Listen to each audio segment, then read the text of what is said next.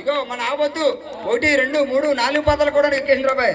ఇగో బాబాయ్ అని అంటున్నారు, ముందుకు పడితే బుర్ర సిద్ధిపోతుంది, వెనక పడితే మొక్కు సిద్ధిపోతుంది.